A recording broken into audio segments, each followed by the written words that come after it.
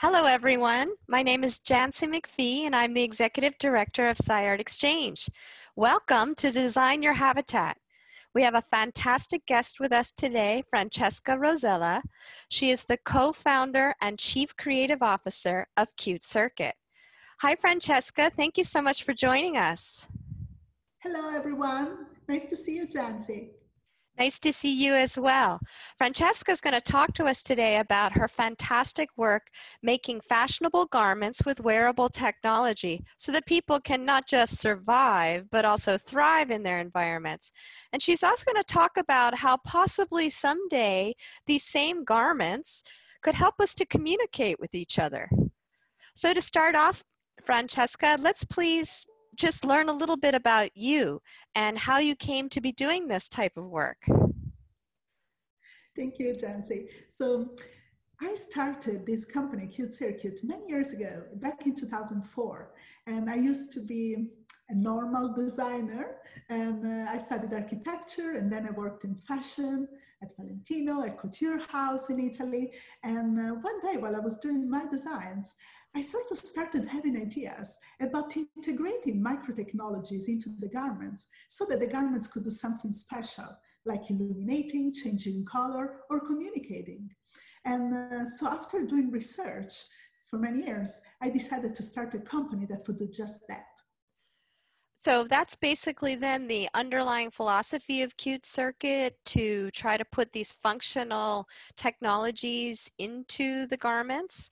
And what are your methods for doing that and the philosophy behind your work?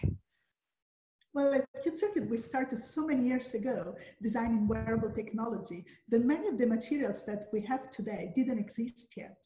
So we had to invent them from scratch in many cases, because we really wanted to have wearable technology that would be comfortable to wear on the body. So it would be without wires and have these magical functionalities while having a very sleek, high technology embedded into it. So it was a very complex process. And along the way, we developed a number of innovations and patents in this field.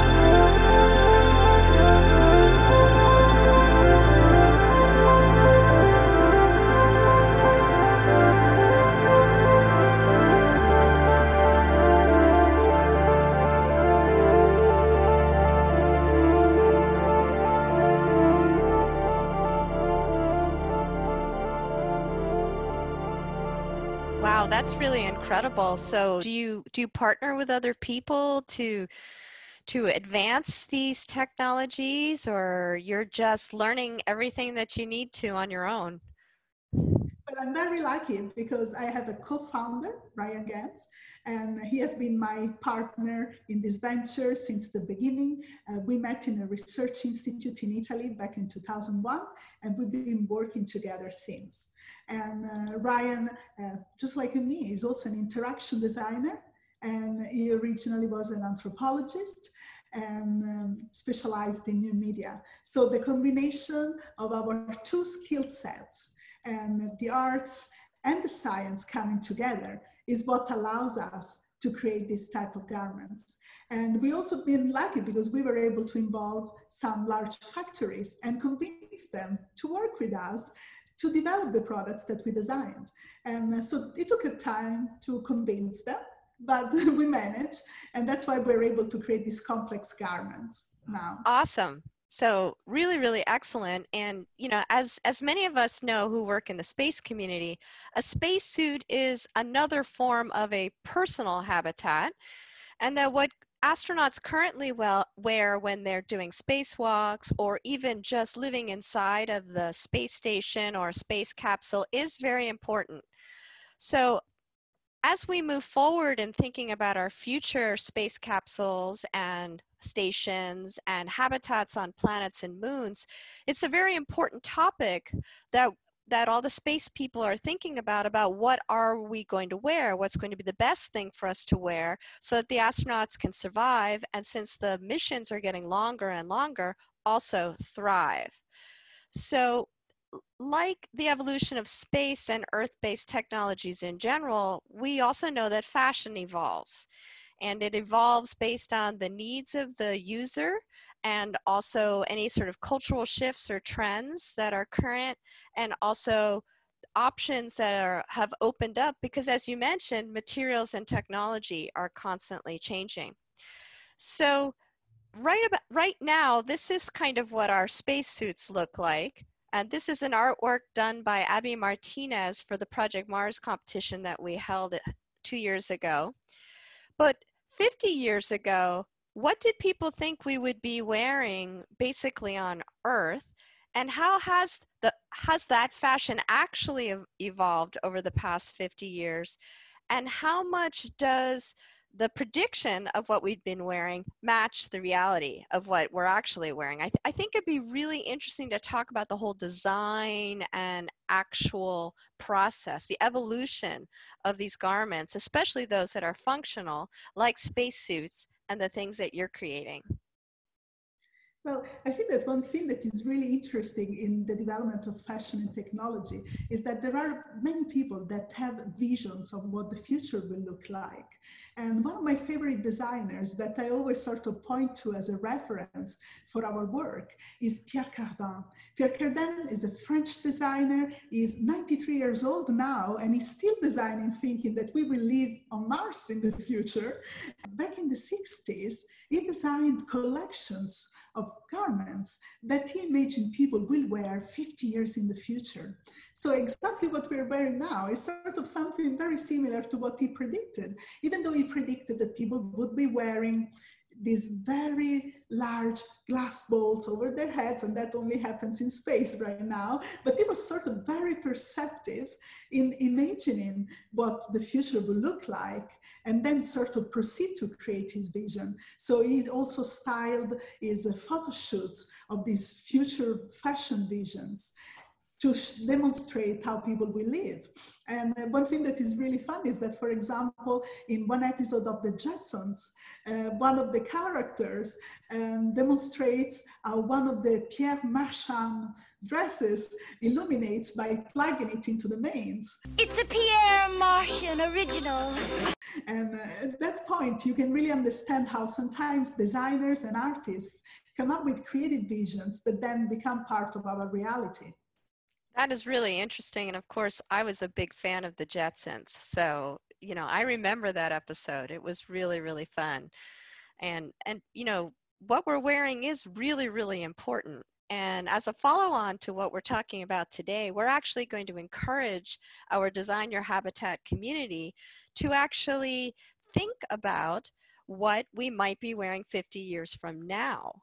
So do you have any advice for how does one think about designing something needed in the near or the distant future? I know that you and Ryan have a creative process, and if you have any ideas on how you can share some of that process, that would be really helpful for everybody. Of course, I'm really looking forward to seeing what everybody's going to create and what this future habitat for your body is going to look like. And I think it's always very important when we think about what we're going to wear, is like, why are we going to wear what we will wear, and where are we going to wear it? And what is it going to do for us? Is it going to help us to just cover our body because it's going to be cold, or is going to have a special fabric that doesn't make us feel too hot, or will it allow us to communicate? And which kind of communication needs will people have in the future? If you imagine that maybe you are staying in the space you already know, or maybe you're traveling somewhere farther away. And so I think it's very important to think about the habitat for our body and how we want this habitat to be. And just imagine, in the vision doesn't need to be restricted. You can imagine anything you want. Just be as free as possible with your creativity. This is what we usually do. We just imagine the best possible, most complicated scenario, and then we start to try and make it happen. And then by trial and error, we come up with all the creative solutions that you see. That's really incredible. And of course, you're actually creating those things. And so you have to figure out all the technology and overcome all the challenges and actually prototype things and make sure that they're wearable, they're comfortable, they're attractive, and they do what you need them to do. And actually, we would love to see some designs from Cute Circuit and hear a little bit about your predictions for the future. Do you have some material that you can share with us? Well, I'm really glad to share with you one of my favorite designs of all time that Ryan and I developed back in 2002, and we continue developing ever since. It's a sort of like now an 18-year-old product that we really developed along the growth of the company and the growth and change of the technological landscape. And it really is something that is important to us because it demonstrates how people can communicate with each other. And this is the hug shirt. It's a shirt that allows people to send hugs over distance. So if you're wearing the garment, you can touch the fabric and sensors will capture your touch. And then through the mobile network, this touch is delivered to the shirt of a loved one or a friend that is far away. And actuators in the garment recreate the physical sensation of the hug in the shirt through vibration and haptics. So it's really important that you see like how this product started. And many years ago, we literally had to inflate a little bladder by hand with a little pump to create this hugging effect. And now we are controlling the garments with mobile phone apps, and everything is really micro and tiny, and the fabric is stretchable. So I think it's really interesting to see the evolution of many of these products and really what is bringing them into the future. Now people are using it now compared to many years ago, for example.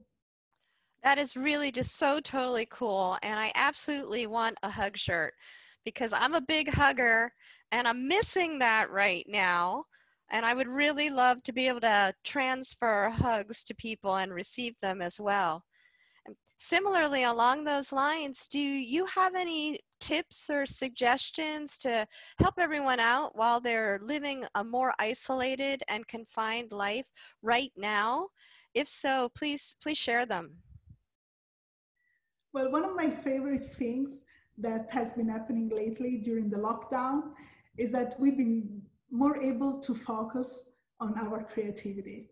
Because sometimes when we are like in our routine, working with our team, we always have people around and we're always discussing what's the next step. What are we going to do? Let's do the Monday morning meeting. Let's have a meeting with someone that comes to visit us. And instead, since we've been in lockdown, we sort of slowed down And we managed to focus on aspects of the product development that we really wanted to improve. And I think this sort of like stopping and say, okay, I do not have to be on 20 different meetings today. I can focus on my product and make it better for people to use it in the near future. And I think that really gave me lots of a sense of calm and lots of sort of like a presence that I know what I'm doing, and I'm not always being pushed in a direction that is not exactly the creative one. A really good tip of how to turn this period of time not into something that we just kind of get through, but use it in an intelligent way to actually do something we normally can't do. And you know, we always talk about being on the wheel, you know, constantly turning and never having time to take a pause. Just like you said, you know, to actually sit down and think a little bit and slow down and also take some time to be creative. So I bet that means there's going to be some really totally awesome stuff coming, you know, in the very near future from Cute Circuit. So I'm pretty excited about that. Do you have any ideas that are cooking that you want to share? Yes, I mean, we've been baking ways too many ideas actually, but we are designing a new version of the Hugging app. So actually it looks really amazing, and we can't wait to actually show it to everyone. And I think it's interesting because sometimes we really try to sort of like do prototypes really, really fast. And instead this time we're taking our time to make it look really as lovely as it can be and thinking so many different aspects of it. But we are really excited about this next step because it's just changing the way some aspects of the communication protocol work, and everything can happen in real time. So you can be far away from someone, but then over the internet, you can be able to both chat and hug at the same time. And I think that's really going to be special. Well, as you said, that might be something that we can use in the space program, you know, in the future. And also don't forget that if you need someone to beta test, I'm totally available, because I would love to do that. And then we can test how well it goes across the ocean, and you know, and just get a feeling for how well it's working. So happy to help if you need it. Anyway, Francesca, it has been really, really cool to talk to you and hear about Cute Circuit and your tips for designing and not just attractive and comfortable clothing, but clothing that has a function. And I think that that's going to become more and more important both here on Earth and in space. So that's really good insight, and also sharing some of your tips on how we can all feel better and more productive during this strange period of time when we are isolated and confined. So thank you so much for joining us. And thank you very much, Jancy, for having me. It was fantastic chatting with you, and I can't wait to see all the creative inputs that we will get from the audience. Sounds great. Thank you. Thank you. Bye-bye.